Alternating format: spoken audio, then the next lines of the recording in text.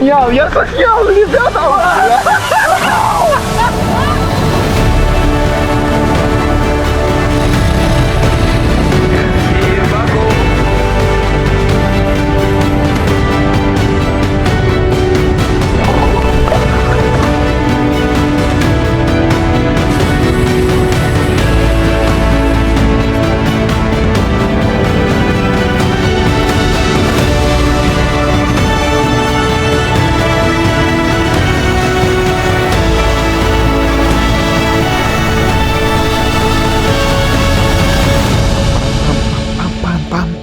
Пам-парам-пам-пам-пам. Здорово, ребят! Добро пожаловать в новое велопутешествие. В этот раз мы с вами отправимся в гористую, солнечную, теплую Турцию. Преодолеем огромные подъемы. До вершины осталось буквально чуть-чуть. Посмотрим красивенные виды. А тут даже говорить ничего не буду. Поймаем красивенные закаты, переночуем в палатках. Вот такой вид. Ну, естественно, искупаемся в море.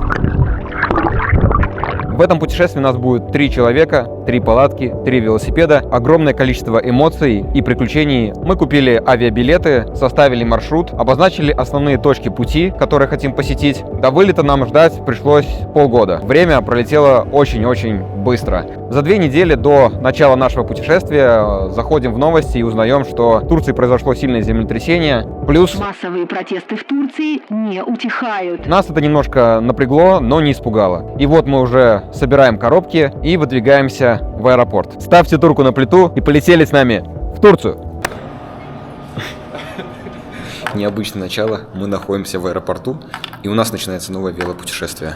Будем сейчас загружаться и двигать на самолет. Вес коробок должен составлять 23 килограмма. Спортивный инвентарь у Белавия стоит 25 евро в одну сторону. Указали, что это велосипед, 23 килограмма, ну и дополнительно мы взяли вот такую коробочку, потому что мы не вместились в эти гели, все зубные пасты положили в коробки, все колющие, режущие положили тоже в коробки. На борт мы взяли только электронику. Лететь на самолете нам примерно 5 часов 30 минут.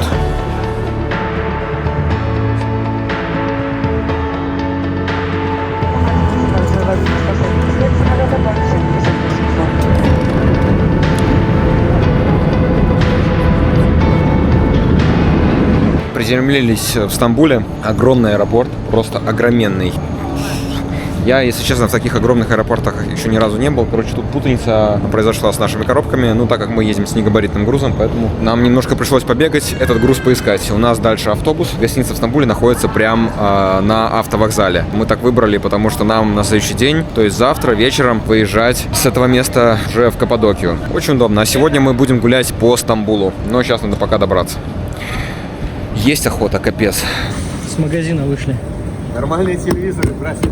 Хорошие телевизоры, 65 дюймов, покупаем, недорого. Да, самое главное, здесь вот написано «Ехай гей».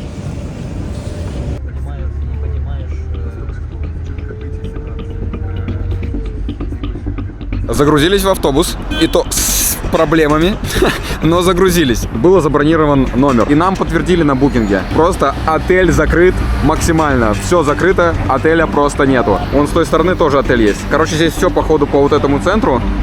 Все закрыто. Чтобы вы понимали, мы с 4 коробками. Нам с этого вокзала завтра вечером выезжать.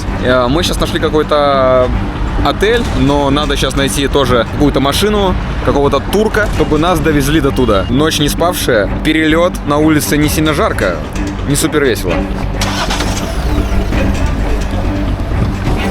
В аэропорту не поменяли бабки. То есть у нас евро есть, а лиры мы не поменяли. Здесь только такие маленькие такси, которые... То есть маленькие такси, которые не могут взять большие 3 коробки. Сейчас будем что-то выдумывать, потому что это просто трэш. Мы нашли такси, которое за 1000 лир нас довезет до отеля. Маршрутка набита коробками. Я еду примерно вот так. Блять, что происходит? У нас других вариантов просто нет.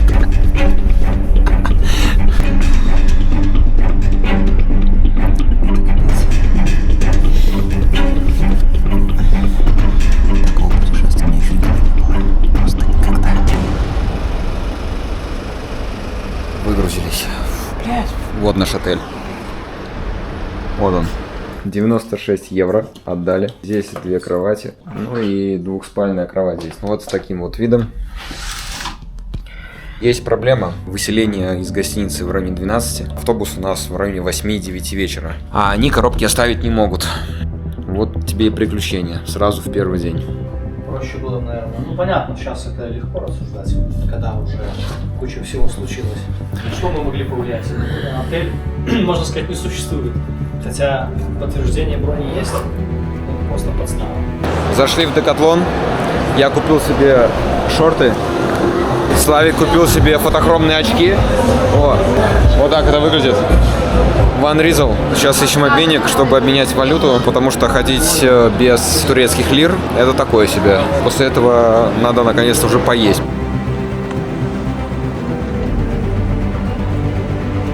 Первый день продолжается. Мы зашли в Икею и не можем найти выход. Просто у нас первый день сегодня решил просто добить. У нас уже кукуха едет. Мы сегодня без еды, без воды, с этими всеми делами, с коробками. Ё-моё, вообще планировалось, да? Мы уже просто такие вымотанные.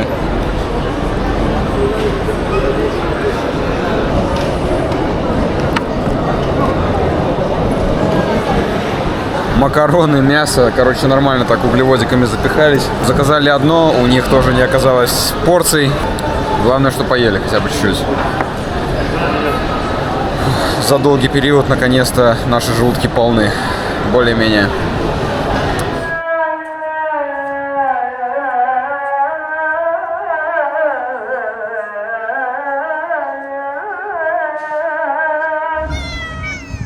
Сейчас еще подерутся пацаны. Пацаны, не конфликтуйте. Они прям...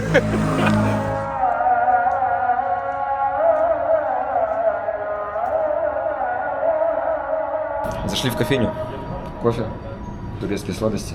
Прогулялись по вечернему городу. Очень объемный такой кусок эмоций, который как будто я не 10 минут прогулялся, Сильный контраст с тем, что... а несколько часов, как будто вот окунулся. Буквально, говорю, километром прошел. Кофе на турке, водичка и сладости. Я думаю, мы это заслужили сегодня. Вот мы сейчас попили кофе, съели вот эти вкусные турецкие сладости, очень вкусные, реально. Там, правда, они очень-очень приторно-сладкие, но прям как они хорошо зашли. И вот мы сейчас решили прогуляться до отеля, и здесь такой классный вайб.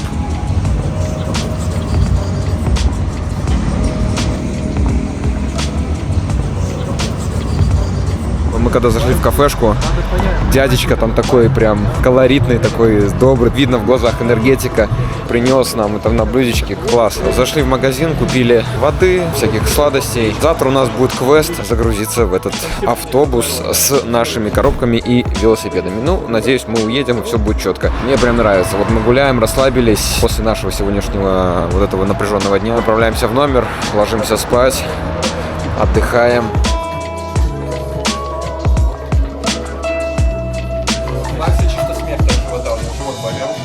Если у тебя болит живот, значит кто-то там живет.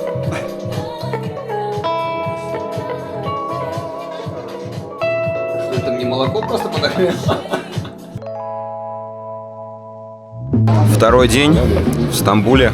Начало. Hello. Проснулись, пробудились, помыли лица. Все живы. Здорово.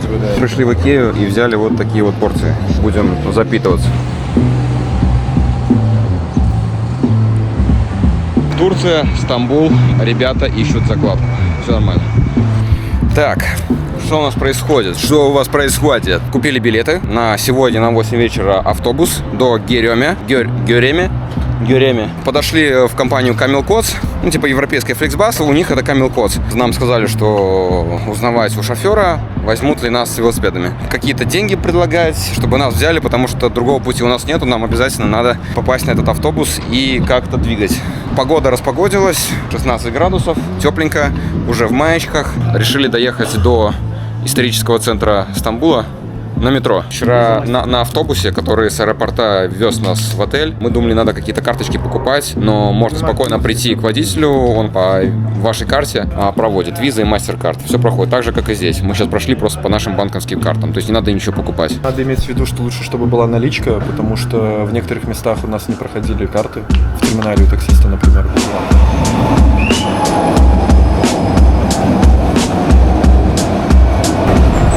Погнали.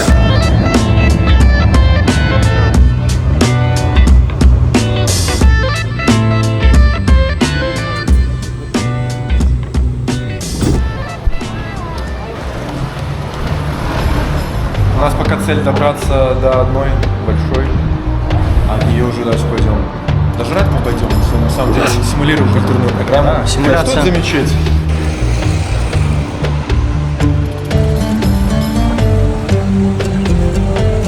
Подходим к мечети Сулеймана. Сулеймания. Ну красота, просто балдежная красота.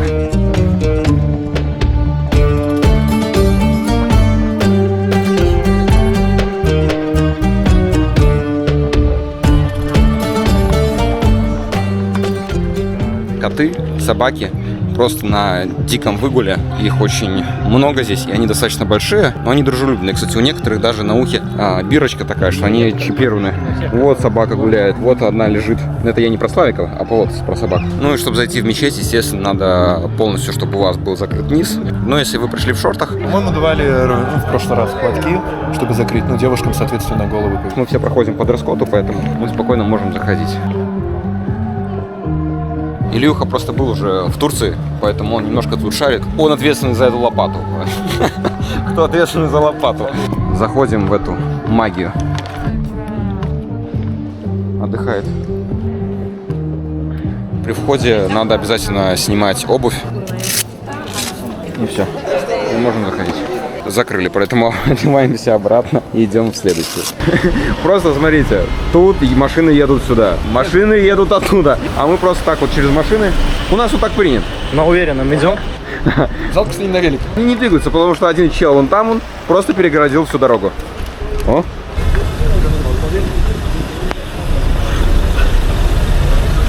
И вот так проходишь. По-другому здесь никак. Все забито. Все в машинах. Очень много народа. Нам говорили, что в Турции надо держать сумки и ценные вещи при себе. Обязательно вот так вот спереди. Очень удобно. Эй, Чан, как дела, Чан? Джан.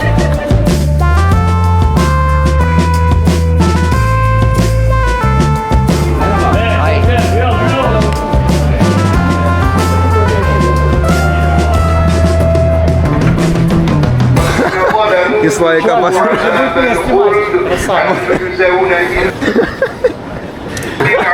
Артиллерия проработала. чисто какие-то птеродактили. Молитвы идут прям по всему городу. Но это добавляет антуража. Вот нашли какую-то кафешку. Сейчас тут будем принимать пищу. Принесли лепешечку. Ребята заказали супчик. Что за суп? Чечевичный. Чечевичный.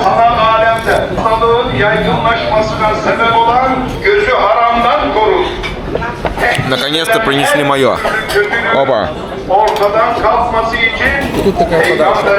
Тебе приносят, ты заказываешь кебаб, а тебе к нему еще куча всякой другой еды.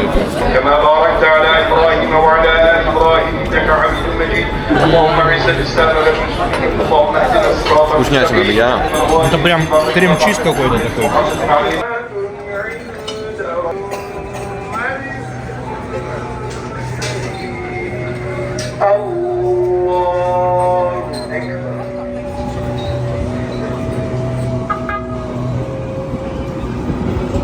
Решили затулить очень вкусную кафешку. Вы тут со своими тортами, я тут со своими этими колбасками какими. Мы их нашли на бомбу кинул он.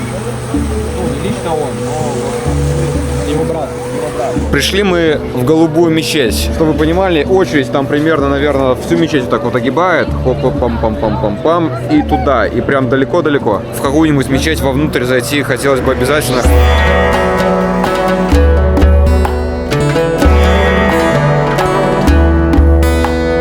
В каждой мечети мечети по 4 вот этих столбика. В голубой мечети их 6. А это фонтан, ребят. Фонтан, фонтан. Это все правильно, вот это же раскопки. И вот пока было принято решение дойти до той мечети, где мы были раньше, самая первая, которая закрыли, поэтому одеваемся обратно. И решили пройти через Гранд-базар. Перед каждым входом надо все вещи металлоискателем проходить. Это не только сюда, это во все супермаркеты и торговые центры. Это везде такие правила, которые надо пройти. Он был построен в 1453 году. Стамбул имел пару названий. Это Византия, Константинополь, Стамбул. 660 год до нашей эры. Просто вдумайтесь, какие годы этого города. Таков путь воин. Лежит через Гранд-базар, правильно. Ну, через желудок, сладости Турции и через Гранд-базар. Это правильно. Мы, в принципе, все это попробовали. А есть неприличная часть Гранд-базара. Здесь так носки впаривали. Купи носки. Он говорит, ну, купи носки. Купи носки, я говорю. Типа. Вот так.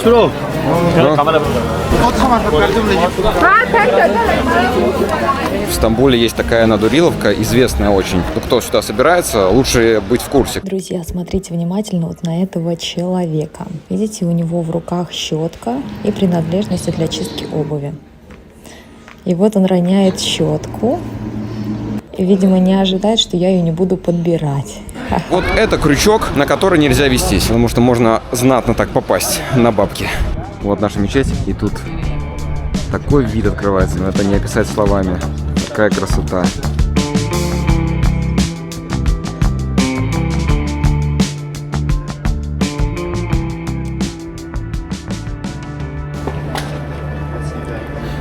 Просто вау.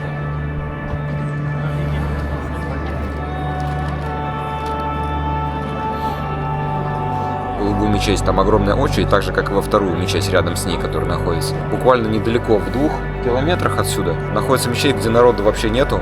Можно посидеть спокойно, без очереди. Ну, там из туристов просто какая-то сумасшедшая очередь. Если у тебя один день в Стамбуле, не хочется на это время тратить. У меня проблема, короче... Моим сандалиям пришел конец. Идем в Декатлон сейчас купить новые сандалии, эти выброшу к чертовой матери. Чувак говорит экономи, да? На экономи. Его злая мальчика заставила много и долго работать. Но его нашел прекрасный принц и подарил ему шикарный башмачок в Декатлоне. Нет сил больше терпеть и ходить в греческих сандалях. Ля, модник, ну как сын маминой подруги, отлично. У нас же была самая главная проблема, это когда мы выселяемся, загрузиться в автобус и успеть. Вызвали какой-то трансфер со Славиком, с этой коробкой, летели до вокзала, там примерно километр мы с этой коробкой протащились, нашли, короче, автобус. Вот автобус до Гереме, мы добазарились там с каким-то челом, отдали ему 120 евро. Тут начали пихать коробки в автобус, водитель такой выбегает, типа, no. Прибегает мужик, которому мы заплатили 120 евро, он такой, типа, разруливает, типа, это мы заплатили, все, их, пожалуйста, примите. Коробки наши загружены. Вон они пошли, сводила деньги, походу делись. Ну ладно, нам главное было уехать. Экспириенс, конечно, нереальный. Пацаны, давайте не терять время. В магазин купить воду, потому что у нас сегодня ночной переезд. Самое главное, мы добежали, мы все решили. Главное сейчас доехать до Каппадокии, а там уже отдыхать, чилить, ходить гулять и все такое. Всегда берите запасы, думайте про такие ситуации. Особенно в тех странах, где это могут надурить, могут взять и все такое. Поэтому будьте внимательны.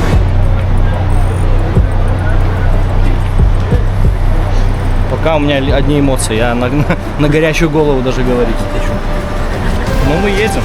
Да, самое главное, мы загрузились и мы едем.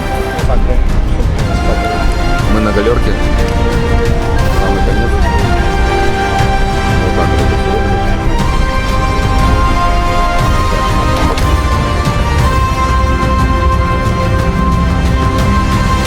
Ранее доброе утро. Приехали в Каппадокию на автобусе. Ехали примерно часов 10. Выгрузили спокойно коробки. Будем сейчас собирать вельчики. Своим ходом уже двигаться в гостишку.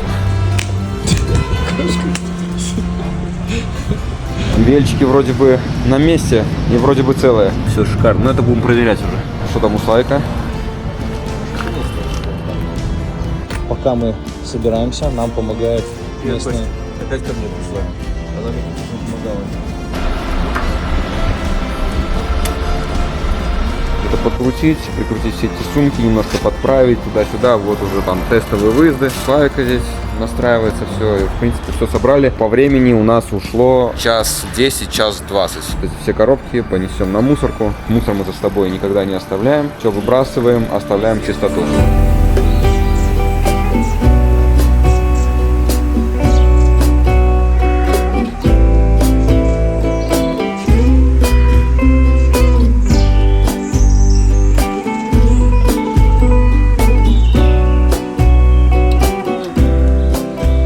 Вся Каппадокия вот в таких вот пещерах. В этом и есть прикол Каппадокии. Она вся такая. Сейчас идем искать кафешку. Давно уже не ели, хочется что-то перекусить. Да, ты собрался на меня, ну. Это вообще фантастика, конечно, ребят. Все. Начал уже. Все, закурили. О. Хопа, мы здесь. Открываем вот так вот дверь. Мы в такой типа пещерке. Вот так вот это все выглядит. Будем сейчас отдыхать, мыться, немножко восстановиться. Может быть, пару часиков вздремнем. Потому что хочется немножко восстановиться после ночной этой поездки.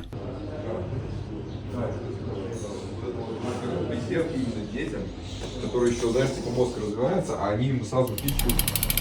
Собрали велики. Это велик Вячеслава. Нарамная сумка такая длинная. Внутрирамная подсиделка, нарульная и вот такие кейджи. Фляги он поместил сюда, литровые, да, и снизу одна. Ильюха едет на титановом велосипеде. Подсиделка, внутрирамка, бензобак, две кормушки, нарулька. Как и шаг, едет, конечно, Славик. Из-за того, что у него просто велосипед меньше, и кажется, что это очень много. Ну, я еду вообще. Вообще просто внутрирамка, бензобак, две кормушки и все, ребят, я вот так и еду. Это знаешь, где все мои вещи, догадайтесь, где все мои вещи. Славик будет ноги качать в подъемы. Мы едем, кстати, на бескамерках. Покрышки у нас туфа, у Илюхи 44-е, у нас со Славиком 40-е. У нас камеры с собой имеются, у каждого по 2 штуки на всякий случай, но мы едем на бескамерках. Вообще штука очень удобная. Проколы до 6 мм она залатывает. Все нормально. Охрана устала, у них обеденный перерыв. Выскочили мы с отеля на природу. Все как надо, все как завещали наши предки. Лошадь, красивые виды. Обязательно палочка. Варить, а потом пить кофе.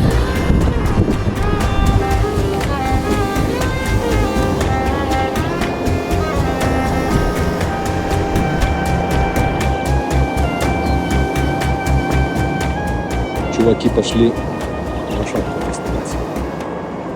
Вот лошадка. Вот орлы.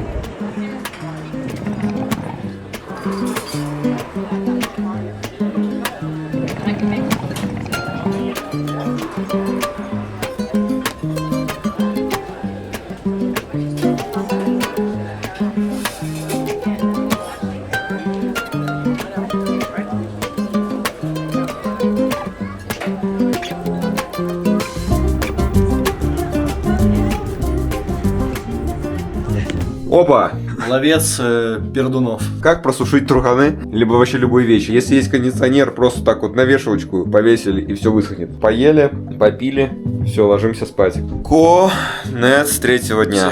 Хорошего. Привет, ребят. 4-й день. Начало. Время на часах 5:11. Рассвет примерно в 5:30. Здесь с самого утра взлетают шары. Сейчас мы поднялись на смотровую площадку. Заплатили 30 турецких лир за человека. Ну, посмотрите, какой вид открывается. Вот, и вон, видите, там шары уже начинают летать. Сзади меня.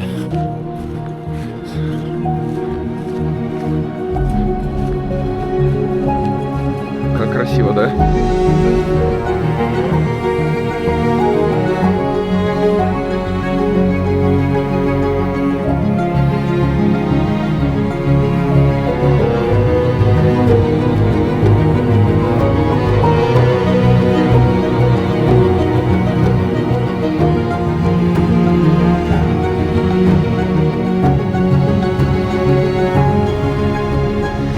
Утренний кофе. Хот-доги. Вкусняшками. Сладости. Идите, С таким классным видом, ребят.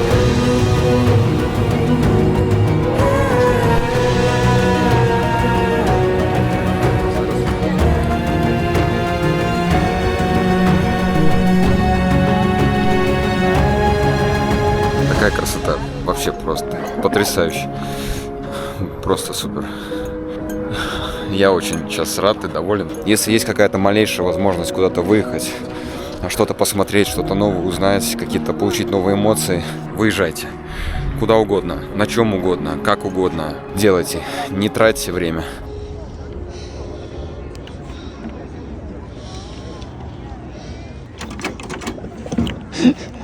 Дай другому посидеть, да? Макс, может, до конца маршрута на нем и все? Вот, собрались. Вот наша гостиница. Чик-чик-чик.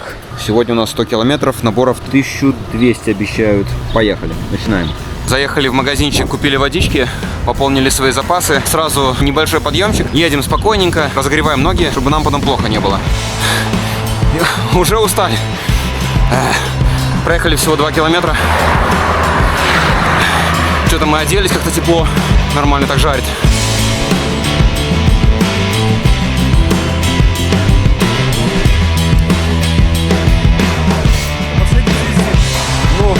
Тяжело, да? Очень тяжело. Очень. Не ожидал, что так резко будет. Прям сразу. Да, что-то мы как-то резко стартанули. Мы выехали, и сразу у нас подъем на 3 километра. Как бы он еще будет продолжаться дальше, сразу подъем, нам стало тяжело. И плюс мы были одеты.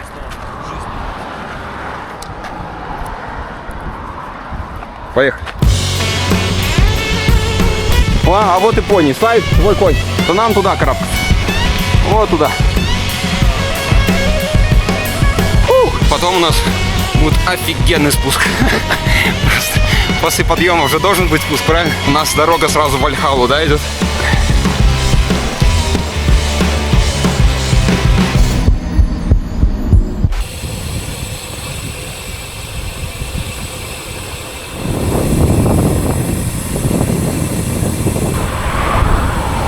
А сейчас у нас шикарный спуск. Скорость примерно 50. Hello. Такие спуски надо одевать какую-то ветровку, либо жилетку, потому что продувает грудь.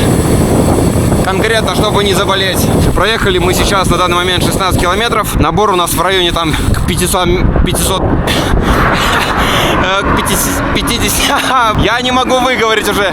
К 500 метрам приближается. Вначале была какая-то такая сильная горка, которая нас немножко так встряхнула. Там такие уклоны были очень-очень крутые в начале. Доехали мы до этого городочка, который под землей. Там большая очередь. Знаем одну историю, как, короче, чувака там обнесли. Не сильно хочется здесь так оставлять велики. Там рынок, там магазинчики. Мы туда сходим, потом покушаем. У нас с собой есть вчерашние вот такие турецкие сладости. Сейчас мы запитаемся. Человек дождя. Можно к вам в дом? Пошел дождь, спрятали вельчики, нашли какую-то кафешечку. Здесь тут заказали 3 чая и 3 супа. Кстати, туалет, наверное, найдем. Да, и сейчас немножко переждем дождь, попьем чайку, погреемся, да, выпьем супа. Выпьем супа. Тучи затянули, прямо там вроде какой-то просвет. О, все нормально. Вернулись в эту движу.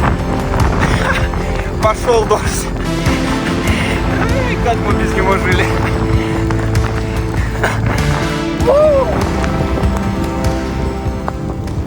Немножко промокли, стало холодно. Сейчас пытаемся от нее быстренько убежать, потому что вон с той стороны вроде бы просветы какие-то есть, но вон там все затянуто слева. Какой-то городок, ну деревушку. И тут 2 собаки не должны гнаться. Все, эти нормальные, спокойные ребята. Мы доехали до первых ледников. Виднеются уже снежные вершины. А тут вот посмотрите, какая там туча, отвал башки. Сейчас мы здесь небольшой перевальчик сделаем и едем дальше. Просто какой-то космический вид. Нас догоняет туча, а у нас вот такие виды при спуске.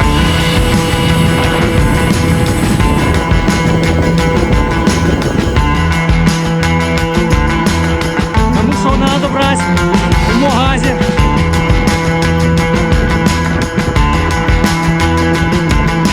Вот такой родничок нашли. Сейчас пополним воды. Проехали 58 километров. 813 метров на 58 километров. Короче, полет нормальный. Слева горы, справа горы, а вдали Кавказ. Съехали с асфальта, взяли небольшой подъемчик. Слева гора, справа гора и вот такая дорога.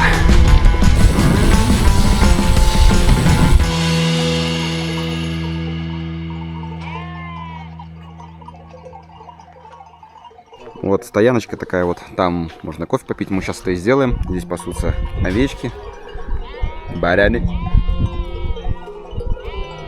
Что вы там? Свислочь смотрите, да?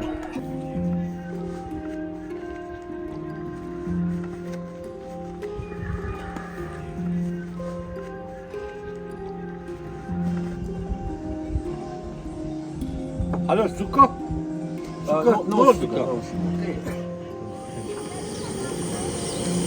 Сейчас здесь дождь? Сейчас здесь дождь? Дождь, это же Германия. Германия, ja? No, мы from Belarus.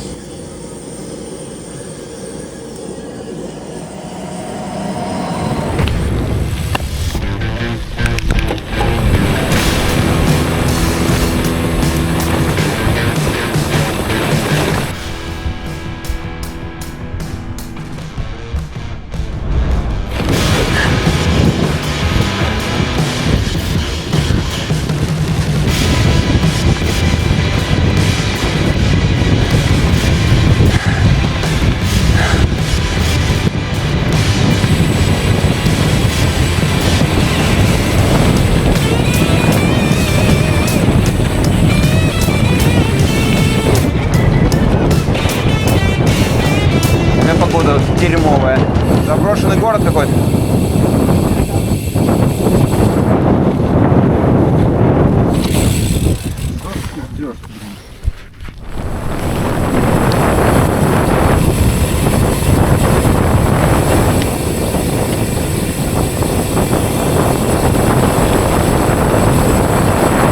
Чтобы вы понимали, где мы остановились, мы готовы. Да-да. Прятались от холода. Не по-турецки оделись, прям по полной программе. Дождина там затянуто, все по жопе. Даже Славику холодно. Впервые в жизни. Жесть. Погода меняется. По щелчку Таноса она меняется просто вот так вот. Можно бедолаги. Что у меня даже пар изо рта. Ну что, ребят, как вам первый день приключений? Очень нравится. Хорошо, нам не холодно. Просто Мы не мерзнем. стоим как собаки под каким-то полузаброшенным зданием. Уже идут шутки, что тут надо ставить палатку. Там идет хоть небольшой, но очень холодный дождь. Хотя бы галоши есть. Вокруг вот там все это пеленает, все дождь, ветер, который нормально так пронизывает. А в инстаграмах все красиво. В инстаграмах все. О, какие балдежники, а вы искупались. На верандочке под дождем. Мы решили поехать, потому что стоять там очень холодно, а в дороге мы хотя бы немножко погреемся, потому что капец как холодно. Все, тут чуть-чуть осталось, 25 км. А, куда мы приехали? Отдыхать точно? А мы ехали загорать.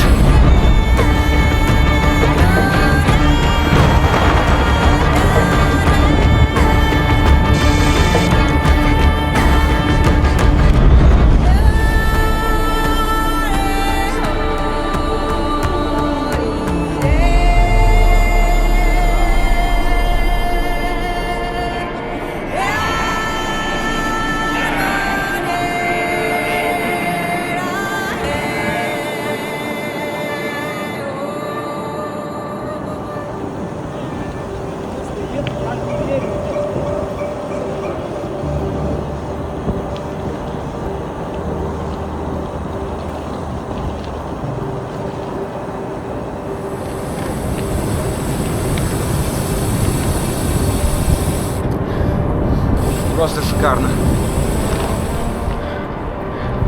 Ай, красота. Ай, ляпота.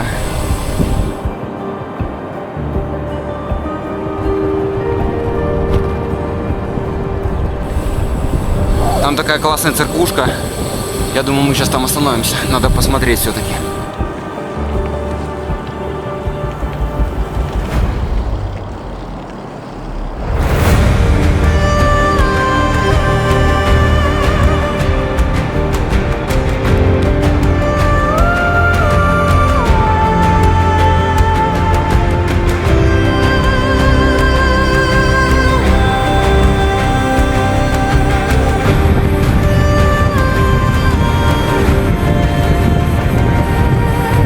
Уже закаточные километры, но дождь нас не покидает вообще.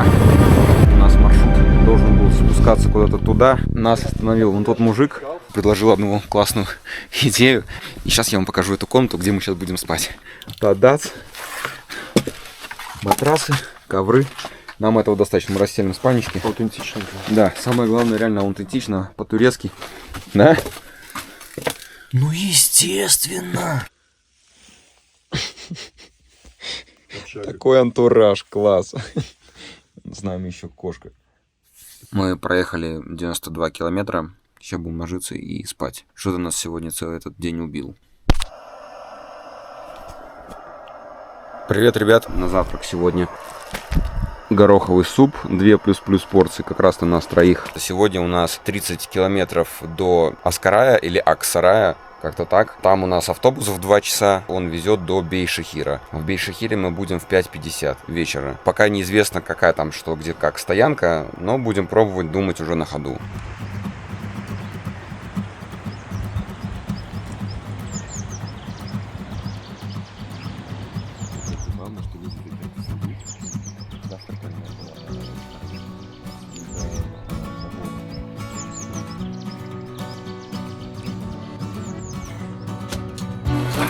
Выехали из кемпинга, и у нас начался просто движ сразу. Вот такая узенькая тропинка через камни, через скалы.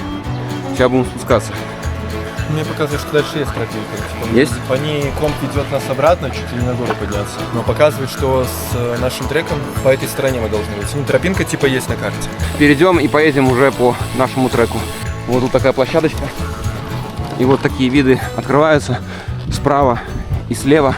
Ну, сегодня жарковато, безоблачно. Как раз вот то, что мы и ждали. Какая-нибудь турецкая погода нормальная. А то, что вчера погода прям нас не радовала. Что-то мы все думали, блин, что-то дожди. Холодно, то жарко, то холодно. А тут нормально. Сегодня едется хорошо. Здесь вот такая вот дорожка. Велосипед. Надо ее нести в руках. Опа! Вот так вот. Потащу.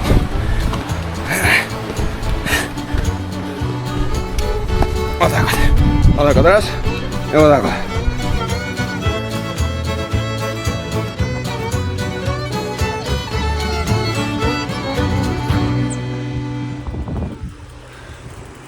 Ну, велопоход получается.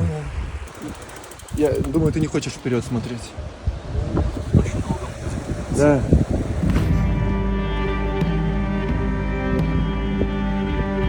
У нас автобус 2, сейчас у нас 11:30, и нам ехать в районе 20 километров. Должны, по идее, успеть. И здесь по картам написано какой-то туннель в самой скале. Опа.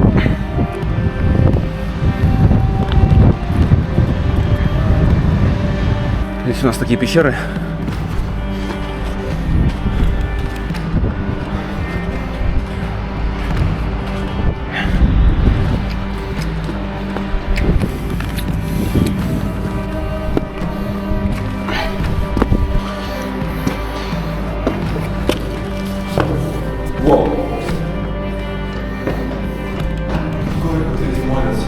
Да, типа это церковь в самой скале. С таким вот прекрасным видом.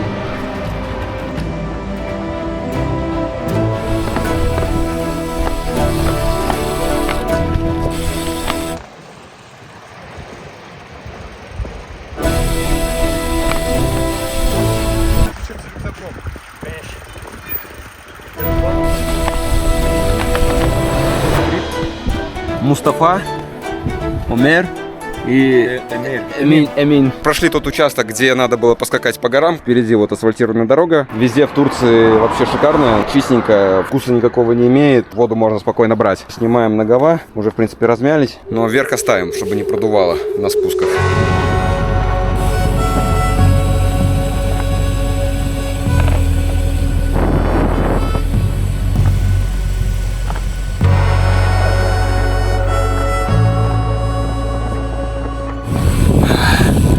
Едем типа по какой-то пустыне, похоже. Ребят, если вы едете в такие вот гористые местности, не забывайте пить воду. Это очень обязательный фактор, чтобы не получить обезвоживание, плюс чтобы у мышц была вода, чтобы у нее не было закисления. Потому что особенно когда вы едете вот в такую жару, в такую погоду, надо организму помогать. А у нас вот такие вот виды, вот такая дорога, вот такой вот свавик. Ну это потрясающе.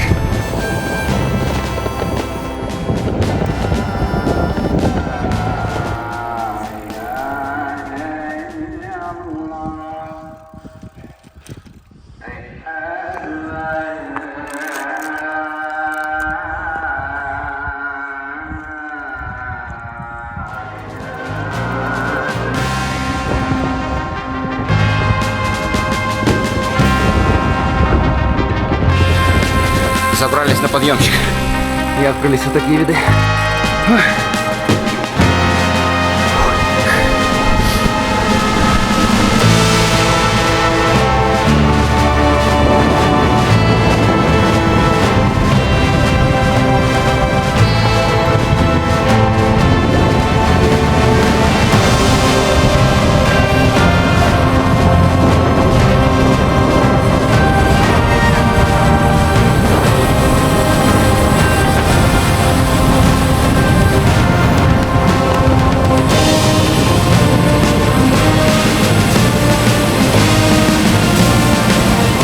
Меня даже уши заложило от перепада высот, ну потому что мы с большой высоты спустились в низину. Мы уже подъезжаем как к сараю.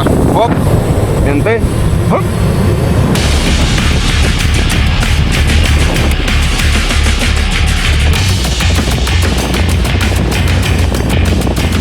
Сейчас мы ждем автобус. У нас написано 10-11 платформа. Вот мы стоим, но мы пока не понимаем, как это загружать в автобус. И автобуса пока тоже нету. Не, у нас Камилкоц. Сели в автобус. И как мы загрузили велики? Приезжает автобус, но он явно типа транзитный. Водитель только выскакивает. Чемоданы, которые были в багаже, он просто распихивает. И наши велики вот так вот ставят. Мы сняли только подсидельные сумки. Все остальное мы вообще ничего не трогали. Ни колеса не снимали, ничего. Сели быстренько, буквально за 5 минут. И поехали. Все, едем до Бейт-Шахира. Высадили, как тут выразились ребята, как портовых шлюх. Ну, просто, чтобы вы понимали, автобус вот здесь остановился. Мы в каком-то мусоре, то есть не доехали даже до автовокзала, и все, нас просто высадили. На самом деле очень рады, потому что без разницы, как нас высадили, главное, что нас приняли вообще в автобус, денег с нас не потребовали, доехали, все шикарно. Пока собираемся, сейчас поедем. Едем по Бейт-Шахиру. Велодорожка, ребят, велодорожка. Да, но люди по велодорожке все равно ходят. Hello. Справа горы. Справа еще и озеро какое-то здоровенное, красивое. И сразу очень много. Что-то я забыл, что хотел сказать. Все, совсем кукуха полетела. Сначала, наверное, в магазин заедем какой-нибудь, ну а потом на кемпинг. Проехали за сегодня в районе 56 километров. У нас был перегон на автобусе еще 3 часа. 8 вечера. Нашли кемпинг. Заплатили примерно по $1. Вот такой вид. На озеро. Большое достаточно. И вот там мы будем ставить палатки. Здесь у нас беседка и будут стоять вельчики. На улице прохладненько. Очень много комаров. Но будем разбирать палаточки, ставиться, ложиться, спать. Потому что завтра будет перевал. Ребят, приехали в Турцию мужиками. Да. У нас всего одна палатка на 3. Ага. Лето, звучит жара. Как, блядь, начало... До лета осталось... Бля, хорошо, что... Не видел фильм, который так начинал.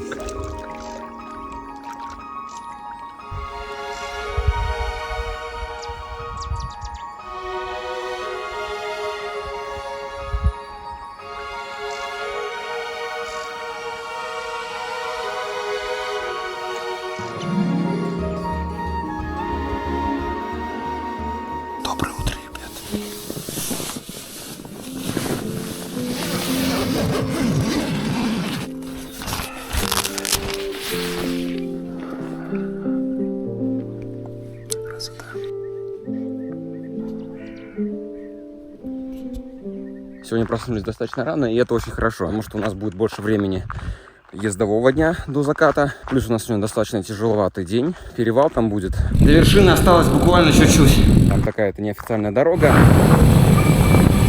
Там не будет ни ограждений, ничего. А спуск вниз будет достаточно крутой. Это стоило того! Какой у меня загар от шлема, здесь эти лямки. Вот здесь нос обгорел. Сейчас 9:40, и мы полностью собрались. Поэтому мы приняли для себя решение, что мы просто будем немножко ложиться чуть-чуть раньше и вставать чуть-чуть раньше. И не сильно жарко с утра можно вкатывать. Вот, и время на сборы есть, и как бы все можно делать спокойненько.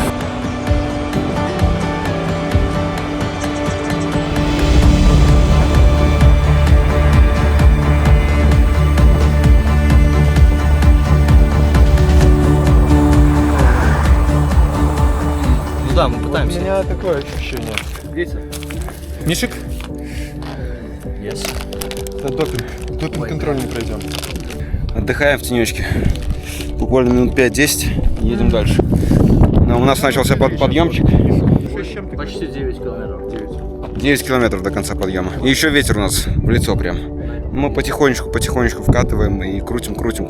Не летим, спокойненько едем. Не едете вообще. Ну весело. Высота уже 1200 составляет над уровнем моря.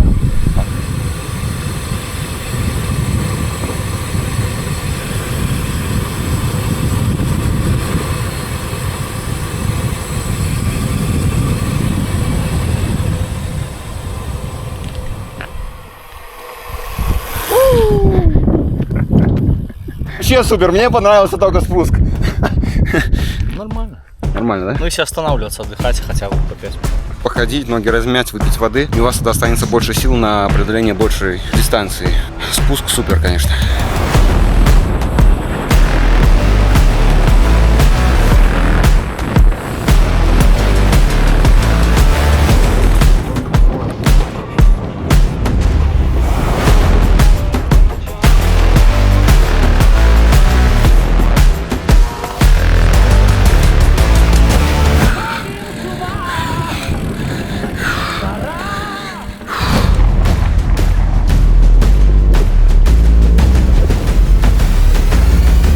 Находимся на высоте 1300. Тебе там цензуру высунули.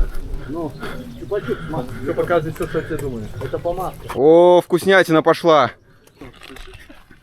У меня ноги отказывают. Сейчас будем снова подниматься. Чего, смотри. Вот покажи. Это вот. Сейчас будет вот это вот. Просто красная зона.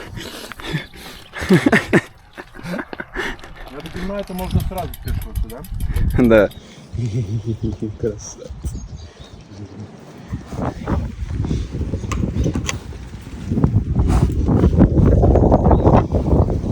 Забираемся в подъемы, и нам сейчас прямо вон туда. Здрасте. Вон там. И вон там.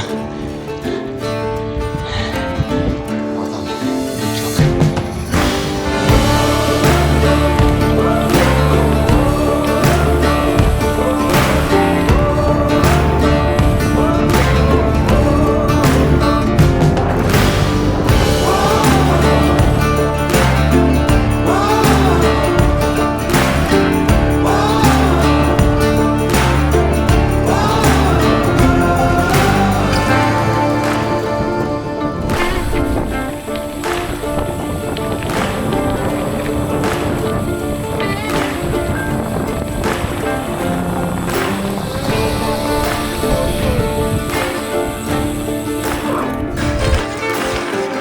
Поднимаешь градиент больше 12.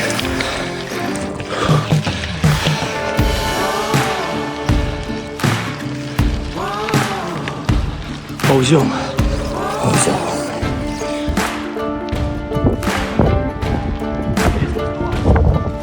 Нормально, потихонечку едем.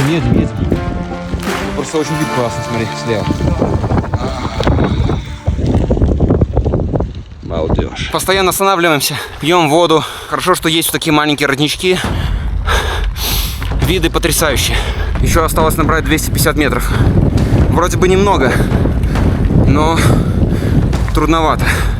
Общая дистанция за сегодня сейчас пока 41 километр проехали. И остался последний подъемчик.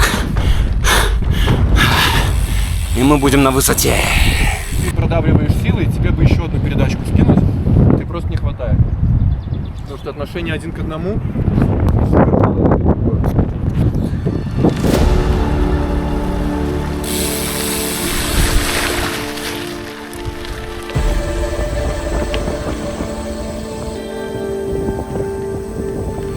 Приходится идти пешком, потому что уже очень крутые подъемы начались. Тяжело, но подъем уже потихоньку заканчивается. Мы сейчас на высоте 1700 метров. До вершины осталось буквально чуть-чуть. Давай.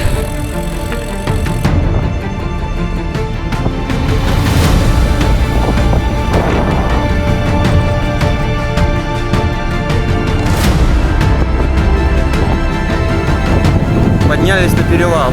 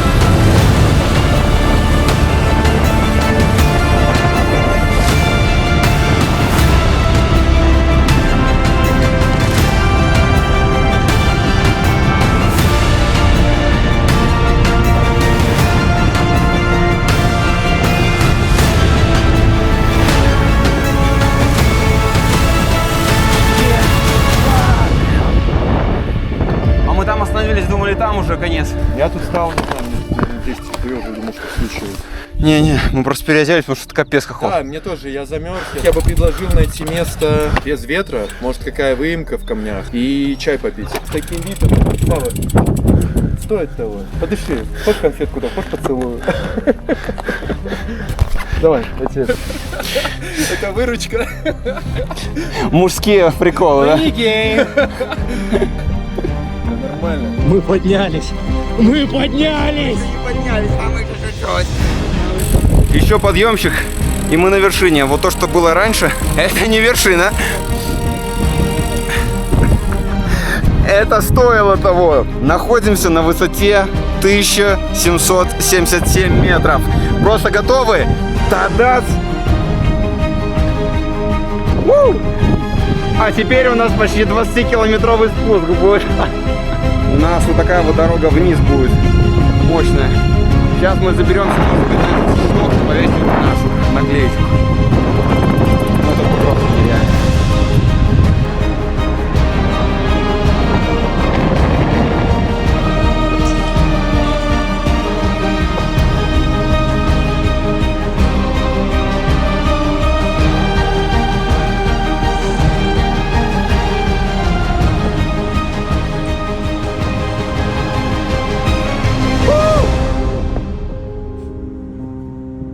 Просто адский ветер. Решили сварить кофеек. Вот, горелочка. Поставили, обложили камнями.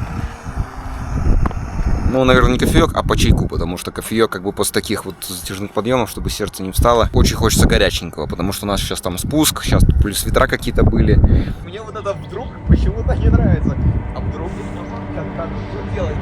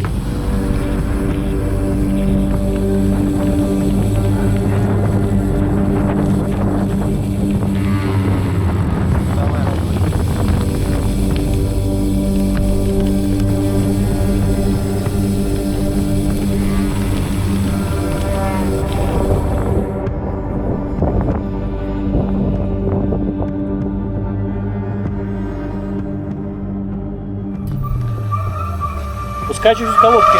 Да, мы просто... уже гудеть начали, короче. И так я стою на ногах, у меня ноги затекли. Да у меня, знаешь, от адреналина они, короче, вот так просто трястись начинали. Это вот дорога, да? Вообще. Где-то камни были, там вообще стрелка. У меня онемели эти руки. Я так вцепился в руль. То спуски, то подъемы, капец, ребят.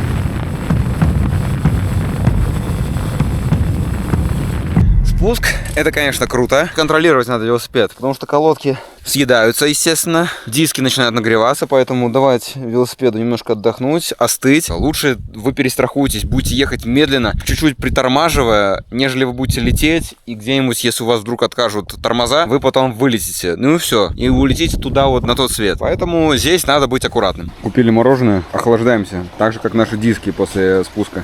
Диски черные. Как рожи, как твоя футболка.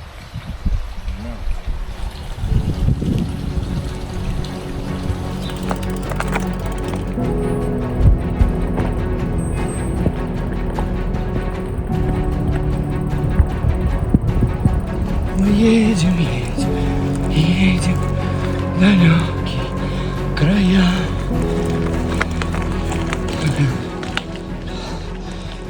Вымотала нас сегодня дорога, сегодня самый сложный день получился. И наборов дофига, и всего-всего-всего.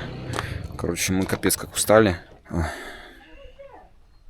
Прям даже не снимали ничего, это ужас просто какой-то, это просто ужас. 92 километра, набор высоты 1971, но сегодня прям очень сложная дорога. Здесь вот есть такой домик, это лепешечная, и нам разрешили там переночевать. Здесь есть камин, будем греться, и вот такая у нас комнатка. Вот так. Здрасте. Доброе утро. После вчерашних спусков проверяем колодочки, проверяем общее состояние велосипедов. Сегодня у нас примерно 100 километров будет спуск до Анталии. Забронировали гостиницу в Анталии, потому что надо постирать вещи, помыться просто по-нормальному. Позавтракаем, попьем кофе.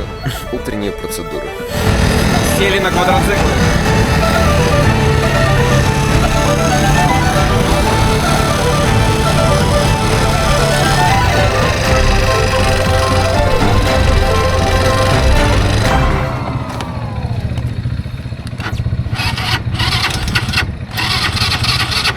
Бензин. Ребят, бензина нет. Приключения у нас на каждом шагу. Он нас выдержит, блядь? Ну, конечно. Бензин закончился. Ну-ка, аккуратно. Давай, газу, газу. Давай.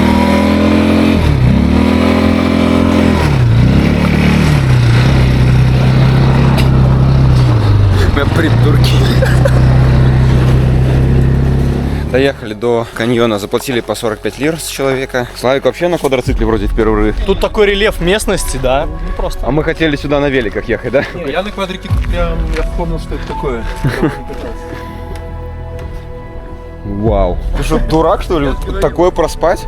А, ну они тут обустроили, раньше здесь вот этого не было. Ну что, ребят, вы готовы? Мы пришли к каньону Танзи. Просто та-дас.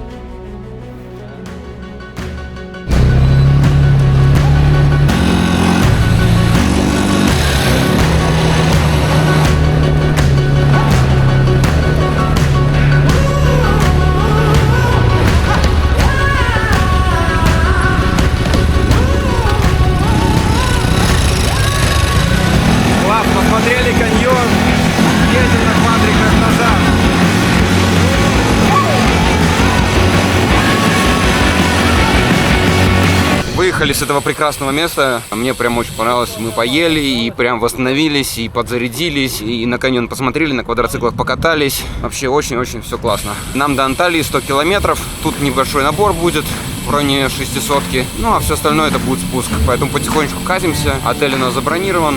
Все хорошо.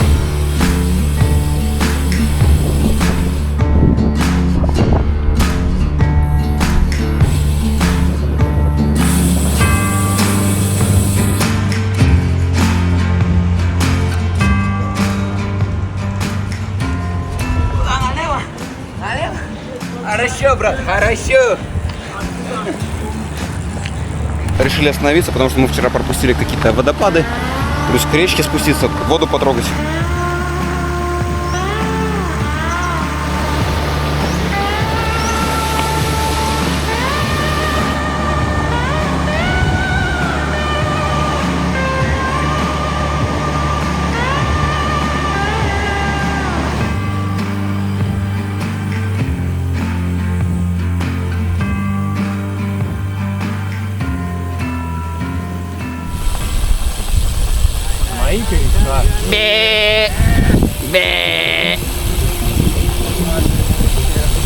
Теперь понятно, что вот эта дорога в говне. Ух ты! Вот это здоровенный!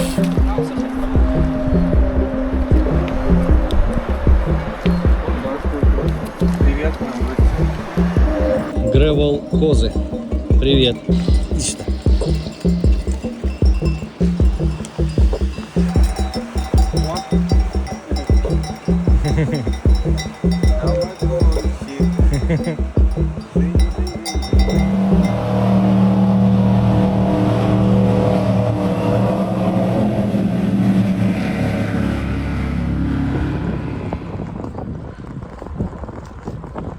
Все время едем вот рядом с этой речкой.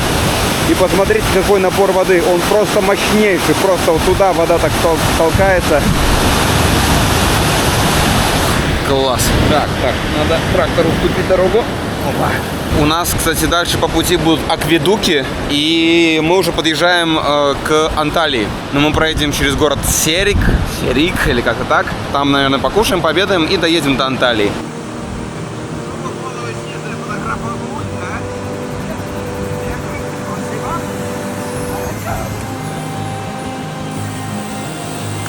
Хорошая дорога. Все хорошо. Ну хорошо, да. Проезжаем акведук. Я не знаю, чей он, римский, даже не могу вам сказать. Ну, красивые, масштабные такие постройки.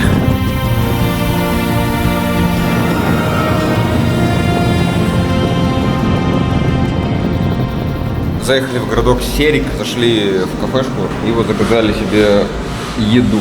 Айранчик. Вкус ряженки, походу. Это пиде. Пиде с мясом. Это пиде, с да. фаршем сыром. Фарш и сыр. Ну вот, нам еще салатик подкинули, лимончик. Будем сейчас закидываться углеводами.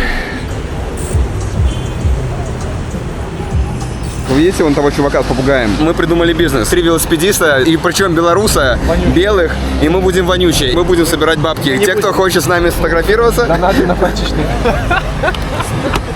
Доехали до Анталии, проехали сейчас 93 километра. Нам еще примерно километров 8 до гостиницы. Здесь вот водопад. Прям красивый-красивый.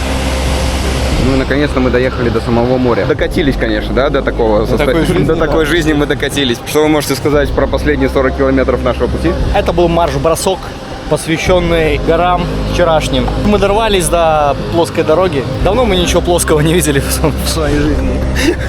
И тут нас понесло. Мы решили 32 там, среднее. На загруженных велосипедах. Кроксовая аэродинамика. Это все для ускорения. Сандалевая. Вечерние Анталии по велосипедной дорожке. И вдыхаем запах морской. Но по ней, как всегда, ходят люди, хотя слева есть пешеходная дорога, но все равно будут так ходить. Уже хочется отдохнуть, скинуть это всю потную штуку и постираться, помыться и выскочить в город погулять уже по Анталии, если честно. Просто пешочком. Мы заселились в гостиницу. С Ван Дамом заселились в гостиницу. Вы посмотрите, вот это загар, он причем только с левой ноги. На правой ноге нету. Такая же тема и у меня. Только левая нога загорела. Нашли гостиницу в историческом центре. Здесь недалеко, короче, и порт, и исторический центр Анталии. Уже освежились, помылись. Вообще так супер сразу. Так классно, когда ты просто освежился. После дороги всю вот это смыл. Нам еще предстоит вещи стирать, но это мы будем уже делать вечером. И сегодня, кстати, у нас по километражу получилось примерно 106 километров. Ну, наборов было не так много, но жарко, да. Сегодня прям справлялись с жарой как максимально. Поэтому все так произошло. За подъемы.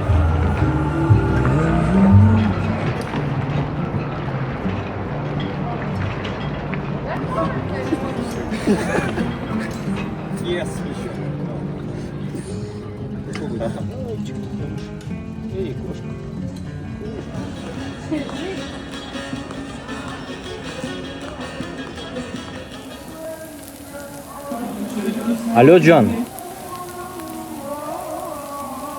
Хорошо, мне нравится. Конечно, тяжелое. Умираем тут, по горам ездим. Вау. Вот такая бухточка в Анталии. Вот это все старый город, где мы и ночевали. А мы поднимаемся выше.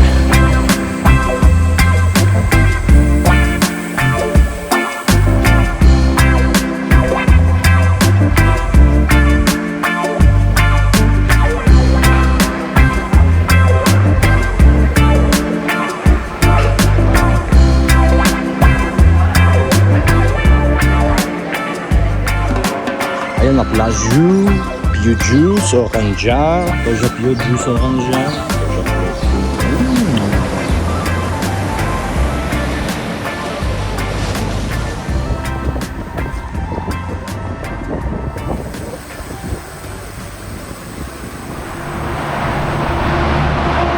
Стрёмно, капец.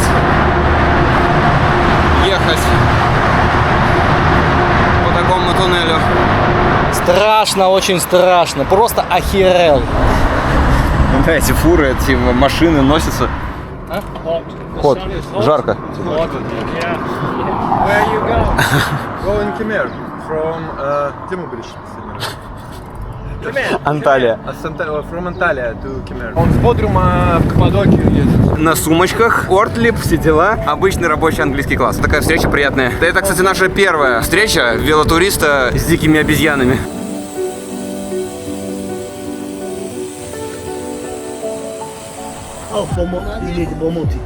Остановились в кафешке. Фаек решил взять по пиву. Да, и у него, кстати, новая кепочка Ван Ризела. Ну-ка.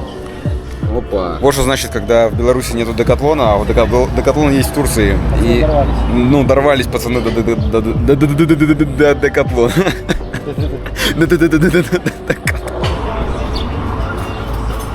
Поднимаемся в подъемчик. И тут девушка на велике. Уже второго туриста видим. Тоже едет, ищет место для ночлега. Hello. Едет, карабкается потихонечку. Мы поставили вот палаточки. Наконец-то мы остановились на пляже. И мы идем купаться. А тут ребята, опа, воду греют. Нормально.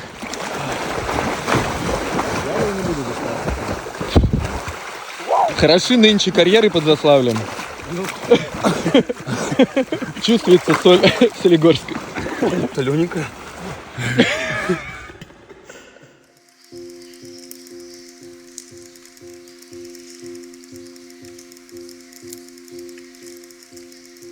Жарко сегодня было. Спальником просто накрывались. И сейчас уже припекает через палатку солнышко.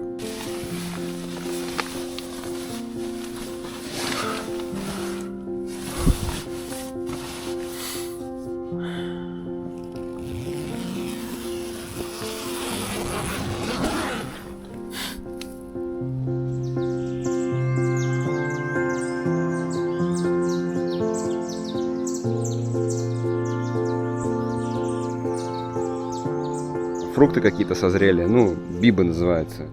Так вот сушим вещи, то есть вот какие-то кустики так положили, солнышко светит. На улице уже жарко. Что, холодно, да? Ё-моё! Как горячо, чувак!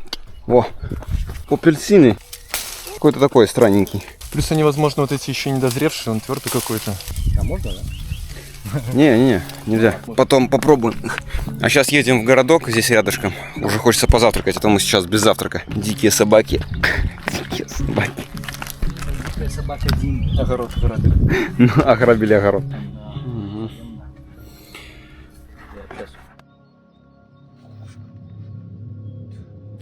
Проехали 26 километров, такой какой-то очень сильный подъем на 8 километров. Плюс мы выехали поздно, в районе в час, наверное. С 2 часов начинается самая жара. Так поплавились, устали. Идем по городу Олимпус. Заплатили за вход 10 евро, потому что других путей нету. Возвращаться в подъем вообще неохота. У меня вообще сегодня сил нет, просто нету сил. Пока вы это самое, я это самое. Ну и постоянные подъемчики тут по километров от 4 до 9. День сегодня говно в целом получился. Ну что, это я.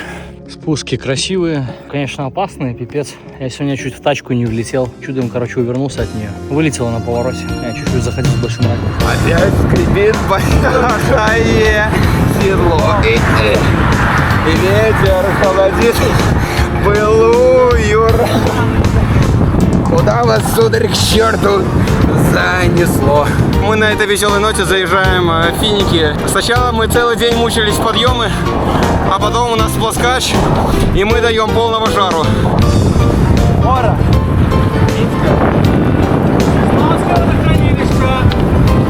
Наступний припинок. Лошадь Кока-Кола стейшн. Поплыли, пацаны. Он просто байкпакинг снял, поэтому... Заселились в гостишку. Все шикарно. У нас тут комната 1, комната 2 и, конечно же, выход на балкон с видом на море. Ну и вот с этими штучками, чтобы мы сегодня повесили наши постирушки. Сколько мы сегодня проехали? 68. Набор там под 1100, наверное. У меня, например, по Гармину 929. Вот. Ну, короче, у нас тут у троих все разнится, ну, примерно под 1000. Что такое Джан? На момент трагедии ей было 17 лет. Это был ее третий поход. Доброе утро, ребят. Едем в сторону Демре. До них там в районе 30-ки. Налегке, спокойненько едем. Не спеша.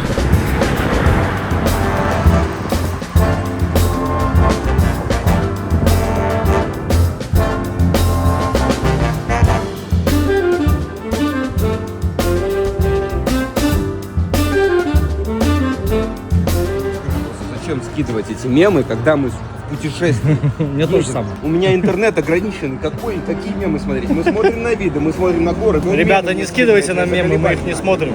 Мы в путешествии.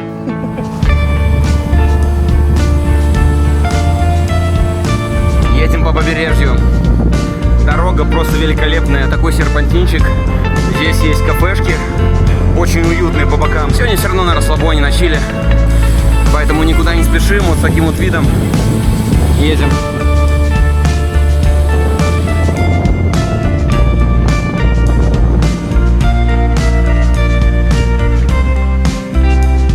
Turkish coffee and free orange fresh. Orange fresh.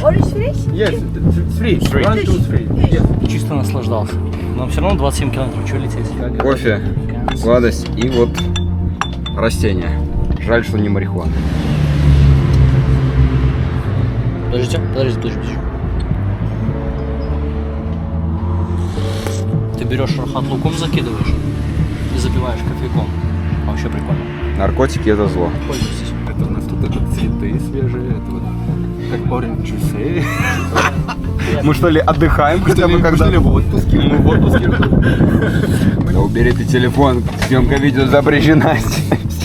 Сегодня за 120 гривен. То, что вход в Олимпус. За 10 евро просто Олимпус. Просто прошли транзитом за 10 евро. Просто десятку так вот на держи, на этот сонному этому охраннику.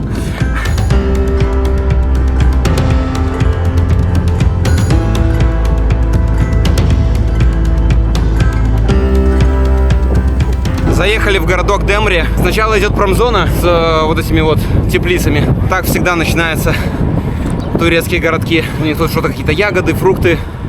помидоры. Мы доехали. Большая достопримечательность. Сейчас будем покупать билеты, ходить смотреть. Время у нас позволяет. Это Ликийские гробницы, городок в скалах. Билет вроде стоит 13 евро. Раз, два, три, смотрите.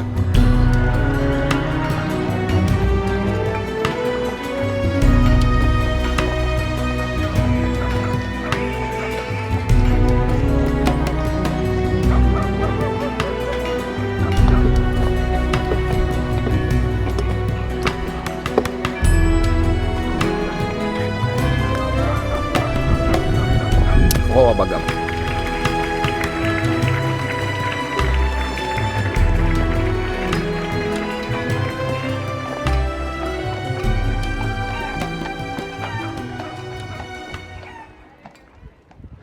Давайте, сударыня.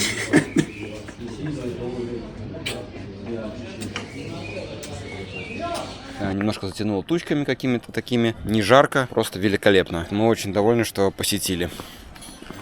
По поводу мусора в Турции. Вышел мужчина, открыл какой-то бургер и просто вот так вот кинул бумажку на улицу. В горах, везде бутылки, везде все. Вот, достаточно грязно. Но в туристических местах, где там пляжи, отели, все это убирается. Потому что, естественно, надо же туристам показывать красоту. А где уже обычные люди живут, такого нету. Ну и мусорок много нету. Люди просто вот берут, вот так вот выходят и выбрасывают на улицу. И это я не впервые замечаю здесь. С мусором здесь такие вот вопросики.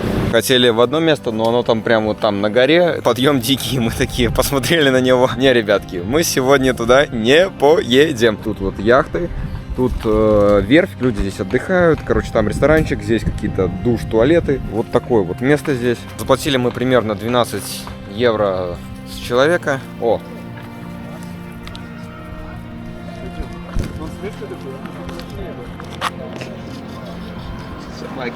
Расставили палатки. Идем смотреть на бухту.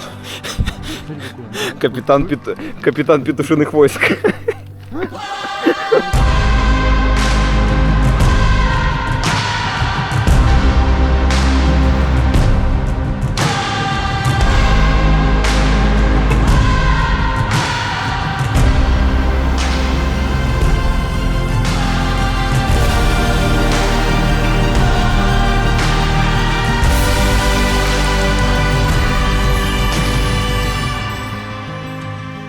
Походили, погуляли, попили кофе, а сейчас сидим вот возле костра.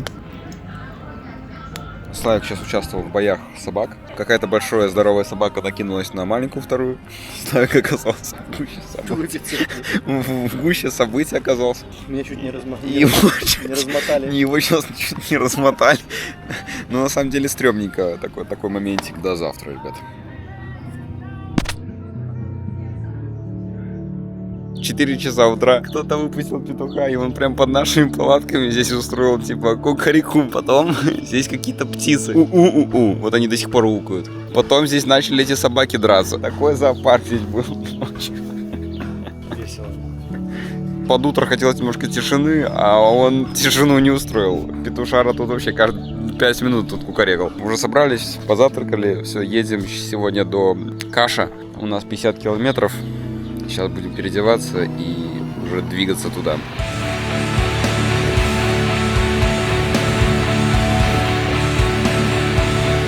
Вон там бухточка. Видите, вдалеке, вот там мы где-то ночевали. Подъем дикий, конечно. Ну, что поделать. Только такая дорога. Нормальная разминка. На всю дорогу вперед.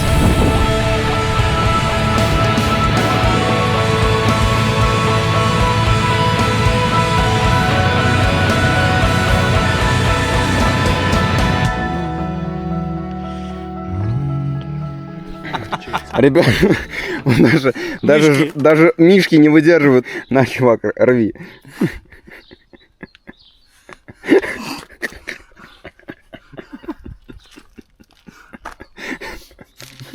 Вкуснятина.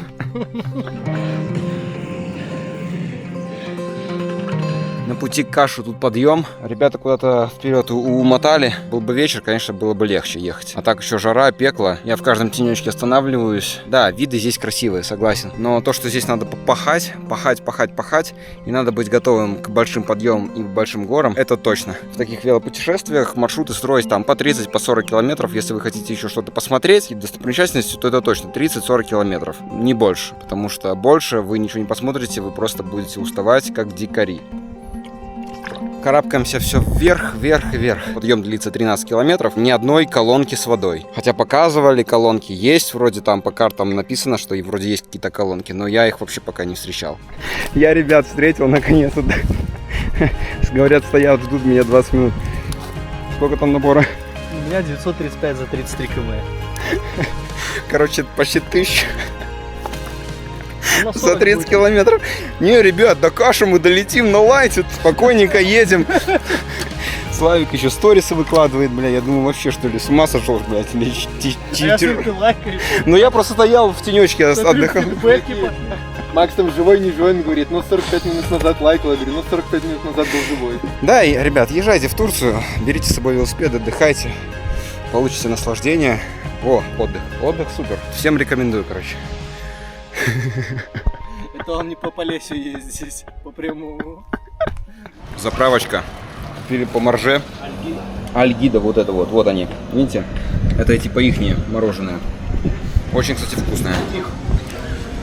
Их не я. И пофигу, ихние. Ивохние. Сейчас 10 километров спуск будет. Въехали как бы в Каш, уже типа по знакам. Здесь есть смотровая площадка, с которой очень открывается красивый вид. Сейчас будем глядеть, ради чего мы 14 километров в гору ехали. Вот это ничего себе!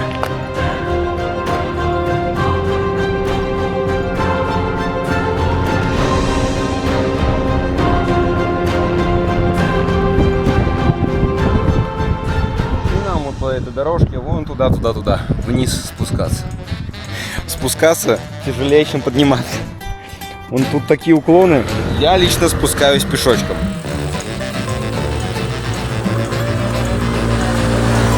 У нас сегодня просто день сюрпризов. Сначала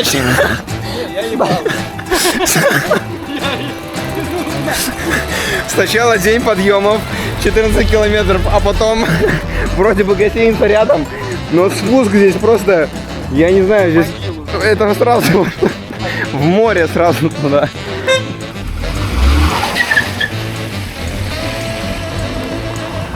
Вы понимали, под каким углом мы идем?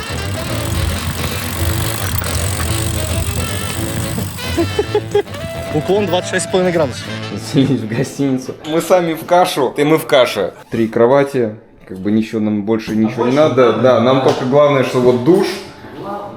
Есть ты у меня. Там. Сейчас откисаем пока чуть-чуть, а потом идем вечером уже гулять. Сколько члена красивый. Камера видеонаблюдения. И съемка видео запрещена. Ты кто?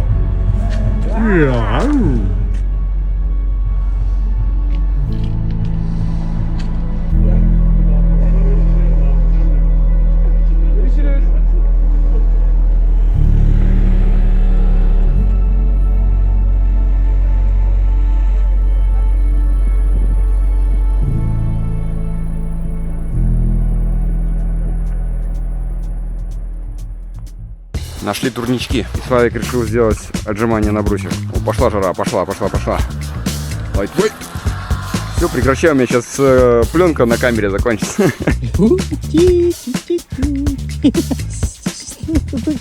Здесь есть какой-то заброшенный аквапарк. Решили туда прогуляться. Классная локация. Баскетбольная площадка с видом на море. Короче, сейчас пойдем проверим это все. Нашли этот аквапарк. Вот здесь есть лаз. Сейчас будем залазить. Опа, сейчас.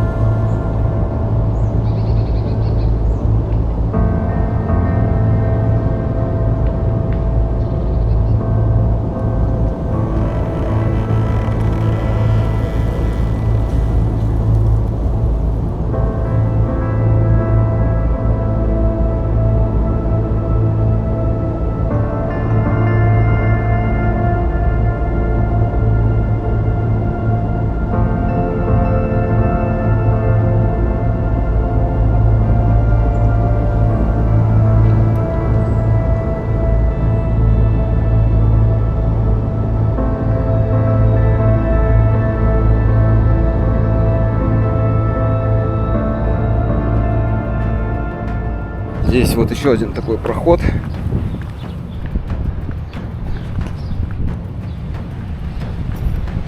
Никогда на таких больших заброшках не был. На заброшках, естественно, находился, но вот на таких больших, таких классных нет. Скатиться бы сейчас с горки.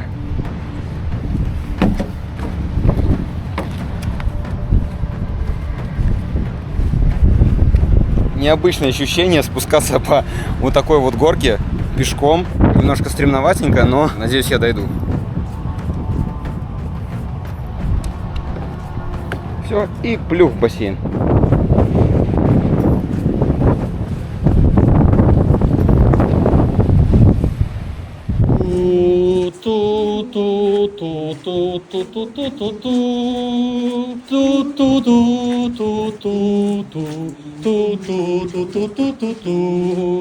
Паспорту! Три ключа! Ты как же без писюнов, как бы на заброшках, да? Писюн это знак, правильно? Знак ракеты. Просто ракета с яйцами. Это ракетоносец.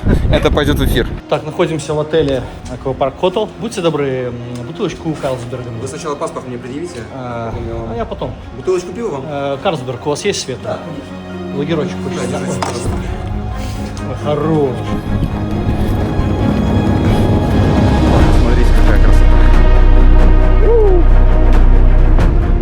Вот это я понимаю. Бразильский андеграунд. Сегодня достаточно ветрено, и волны тоже достаточно большие сегодня.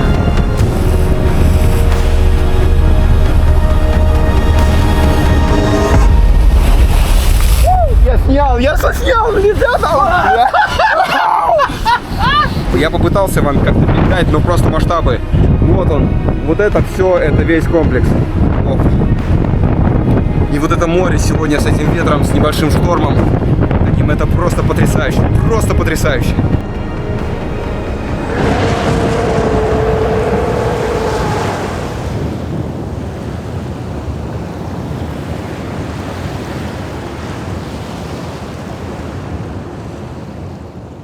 Выскочили с аквапарка, хотел вам просто надпись этого показать. Охранный пост, и вот сама надпись: Аквапарк Хотел. Правда, здесь уже мусорки стоят. Хорошо, что все огорожено колючей проволокой и забором, и надписи, что не залазить. Но нас это не остановило. Опа, менты. Здрасте. I don't speak Turkish. Пока идем до номера, вот здесь остановились на лавочке посидеть немножко. И сзади меня, видите, женщина на байке. Вот, мы, короче, ее обгоняли. Тоже ездит, ищет место для ночлега. Hello! Она нас узнала, короче, это сказала подъемы. Подъемы. По говору как-то определили, что она может быть. Да, мы великие лингвисты, конечно, мы да. Со своим тут не особо разобраться можем. Кружок лингвистический был. Предположили, что из Америки. Но это вообще не точно. Это просто как пальцем в небо, да.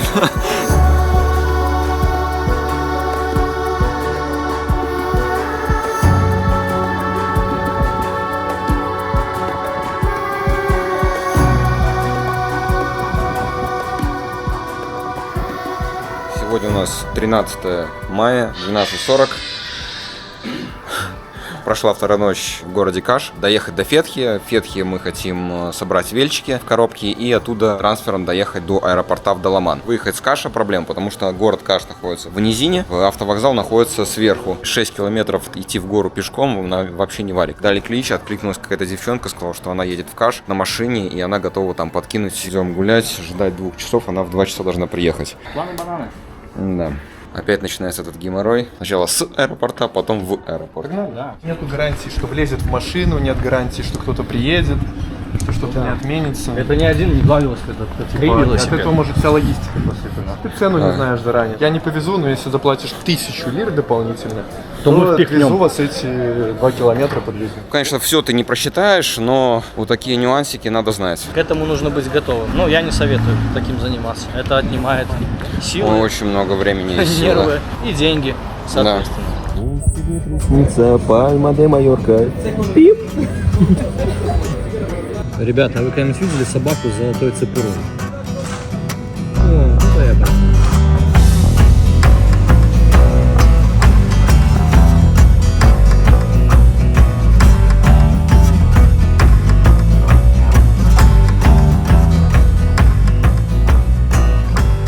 заплатили за такси $30. Заднее сиденье сложили, мы все влезли, и все шикарно. Велики вот так вот. Сейчас мы все это соберем. А та девчонка не отвечала, сама вызвалась, сама и пропала. Мы решили действовать, сколько можно было бы ждать, да? Непонятно. Подошли к такси, все взяли, все сделали, и все чики-пуки, мы сейчас на вокзале. Сначала нас попросили запаковать велосипеды, но у нас никакой запаковки не было. Потом мы сказали, что мы можем разобрать велосипеды. Они сказали, окей. Вроде бы компания одна, но у каждого водителя свои какие-то требования к перевозке велосипедов. Потрясающе красиво.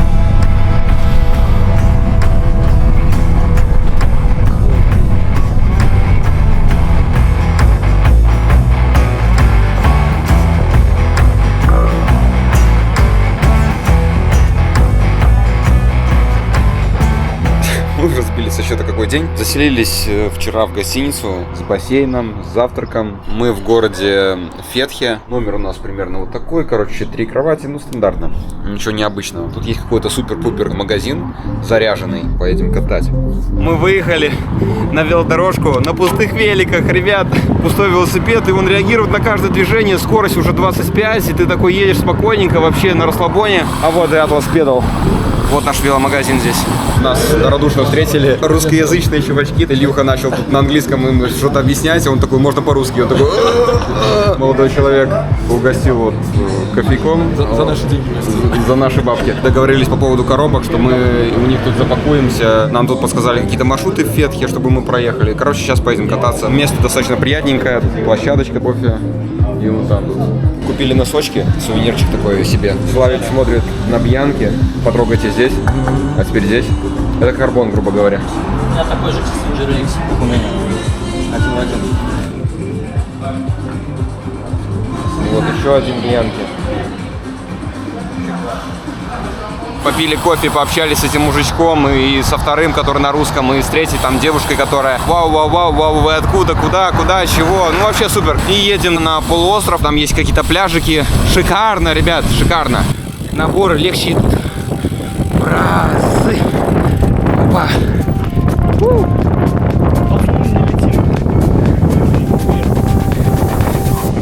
Красота ли, да? Здесь, да.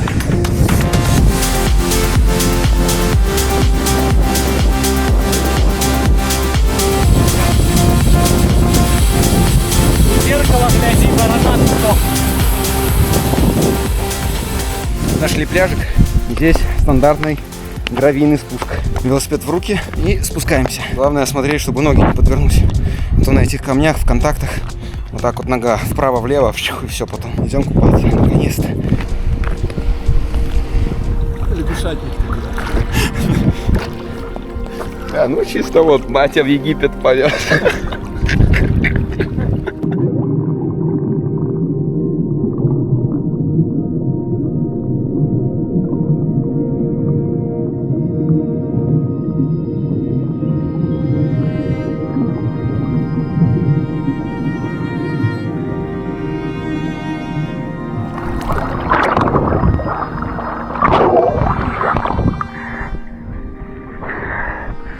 Годзилла из воды.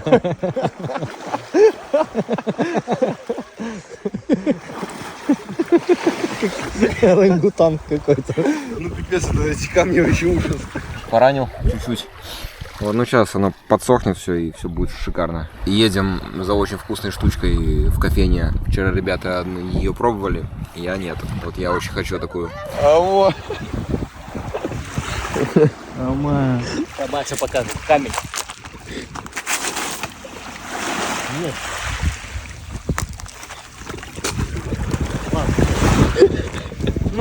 Не получилось, не фартануло. Не фартануло. Грэвел пляж, потому что вот такой вот подъемчик с небольшим градиентиком. Ну ты, Славик, можешь поехать. Заряд бодрости и энергии.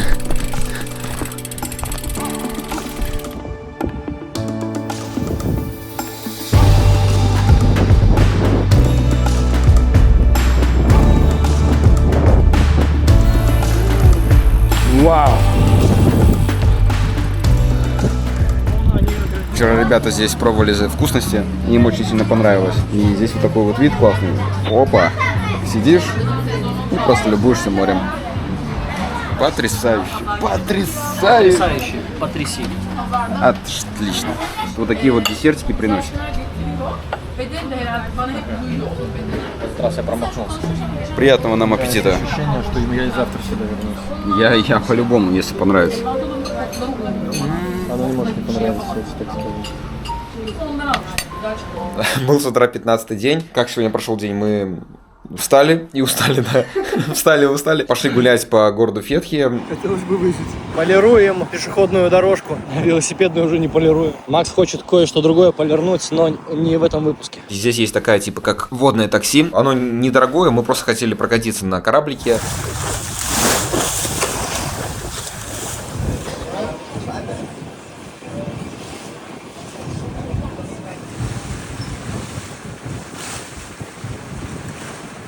Конечно же, мы вернулись в наш веломагазин. Очень сильно рекомендую. Даже просто попить кофе, съесть вкусный кексик, пообщаться. Ну, там просто классное место. А для велосипедиста это будет просто супер. Запаковали все четенько. Велосипед сложен, рули тут не раскручивали. Спустили немножко колеса, сняли переключатель. Коробки, кстати, намного меньше, чем мы, когда ехали сюда. На мусорке нашли вот такую карабасину. Сюда мы засунем наш весь груз, который не влезет в коробки. Собираемся и едем уже домой. Отдыхались, наездились. Я, если честно, очень доволен.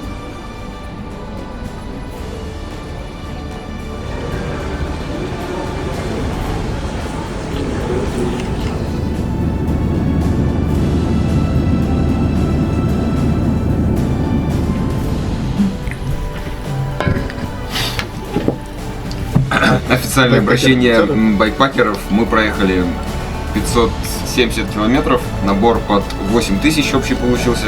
Любите котиков, гладьте траву. Будьте добрее. Главное не нюхайте траву. Пейте черный кофе. Можете молоком запить. Просто. Неудавшиеся кадры, типа, знаешь, там. Не, нормально, вот это самая тема.